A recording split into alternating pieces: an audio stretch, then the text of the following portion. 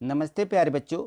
तो आज हम इस वीडियो के माध्यम से देखेंगे एड ग्रेड अभ्यास पुस्तिका कक्षा तीसरी। इसकी आज हम हिंदी को समझेंगे और अपनी इसी नोटबुक में जो एड ग्रेड अभ्यास पुस्तिका है इसमें हम इसको लिख भी लेंगे, क्योंकि वार्षिक परीक्षा जो होती है इसी में से प्रश्न पूछे जाते हैं। देखिए, तो आज हम देखेंगे पाठ 2 मैं हूँ नीम। इसके पहले वाला जो पाठ है वो पिछली वीडियो के माध्यम से हमने समझा था। यदि आपने उसको नहीं देखा है तो इसके डिस्क्रिप्शन में लिंक दी गई है, उस पर आप क्लिक करके उसको भी देख सकते हैं। तो देखिए, ये जो डिस्क्रिप्शन का चिन्ह रहता है यहाँ पर बना रहता है, जैसे ही आप इसको क्लिक करेंगे तो आपको पिछले पाठ की वीडियो की लिंक मिल जाएगी, वहाँ जाके आप देख सकते हैं। तो इसमें दिया है प्रश्न 1, यहाँ अति लघु उत्तरीय प्रश्न है, निबौरी किसे कहते हैं। तो जो नीम के फल होते हैं उसको हम क्या कहते हैं, निबौरी कहते हैं। प्रश्न 2 है, 3 औषधियों और पौधों के नाम बताइए जो औषधीय पौधे हैं, ठीक है, जिनकी दवाइयाँ बनाई जाती हैं। तो नीम, तुलसी और आंवला, ये 3 पौधे ऐसे हैं इनकी दवाइयाँ के रूप में इनका उपयोग होता है। चलिए आगे देखिए। प्रश्न तीसरा दिया है कि मजबूत शब्द का विलोम लिखिए। विलोम यानी होता है उल्टा, ठीक है ना। तो हमें मजबूत का उल्टा क्या हो जाएगा भाई, मजबूत का उल्टा कच्चा, ठीक है ना। तो इस प्रकार से लिख देना है। प्रश्न चौथा देखो, नीम की पत्तियों का उपयोग आप किन कामों में करते हैं। तो जो नीम की पत्तियां हैं उनका उपयोग अनाज को कीड़े नहीं लगने देती हैं, इसलिए अनाज के रूप में करते हैं। एवं गर्म कपड़ों पर भी कीड़ा नहीं लगने देती हैं नीम की पत्तियां, इसलिए हम इनका उपयोग करते हैं।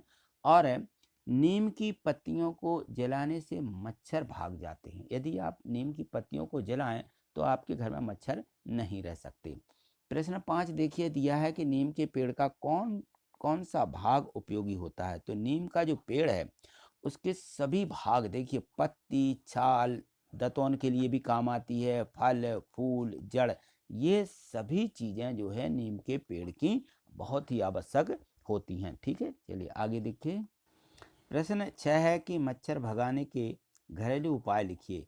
तो मच्छर भगाने के लिए सबसे पहली बात तो यही है कि नीम की पत्ती जलाएं और नीम के रस का छिड़काव करें, मिट्टी के तेल का भी छिड़काव करें, तो क्या होते हैं, मच्छर घर से भाग जाते हैं। हमारे घरेलू उपाय हैं, ठीक है। चलिए आगे देखिए।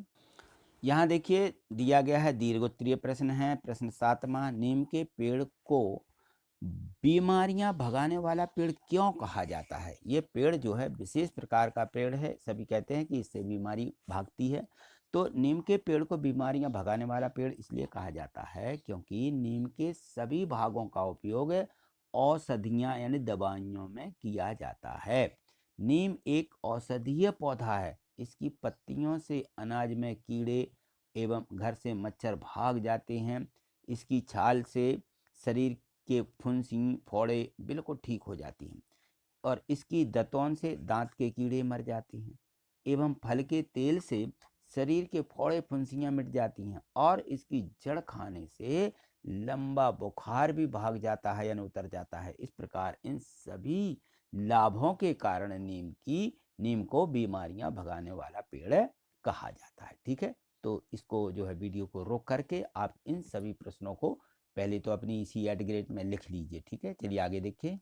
यहाँ देखिए दिया गया है मूल्यांकन और यहाँ पे लिखा 2, ये दूसरा पार्ट है, इसलिए यहाँ पे दूसरा मूल्यांकन है। मूल्यांकन यानी हमारा यहाँ पे टेस्ट है कि हमने जो पार्ट 2 पढ़ा है इस पार्ट 2 में से हमसे कितना बन रहा है। तो देखिए यहाँ पे प्रश्न 1 दिया है कि आपके विद्यालय के आसपास है लगे पेड़ों के नाम लिखिए। तो हमें ये आना चाहिए कि हमारे आसपास कौन कौन से पेड़ लगे हुए हैं। तो हमारे विद्यालय में जो पेड़ लगे हैं उनके हमें यहाँ पर नाम लिख देना है कि हमारे विद्यालय के आसपास है ये पेड़ हैं। नंबर 1 नीम, पीपल, कनेर, जामुन, आम, गुलमोहर इत्यादि, ठीक है। जो भी पेड़ लगे हैं उनके नाम ही आपको लिखना है।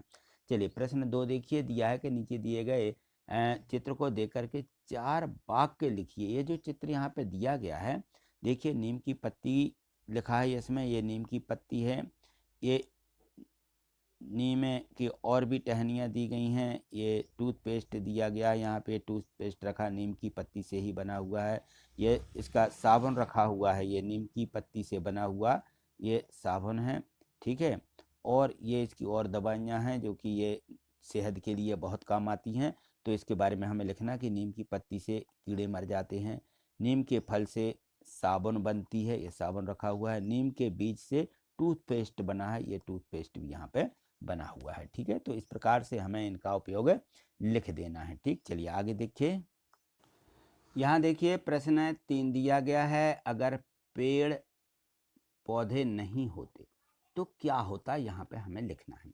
अगर पेड़ पौधे नहीं होते तो हमारा पर्यावरण का संतुलन क्या होता, बिगड़ जाता।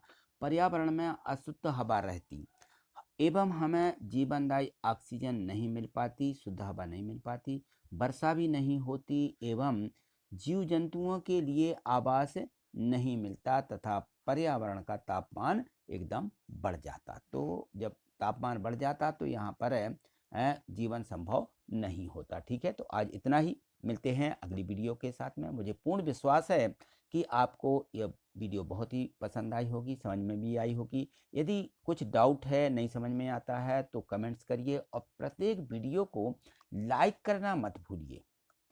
थैंक यू, धन्यवाद।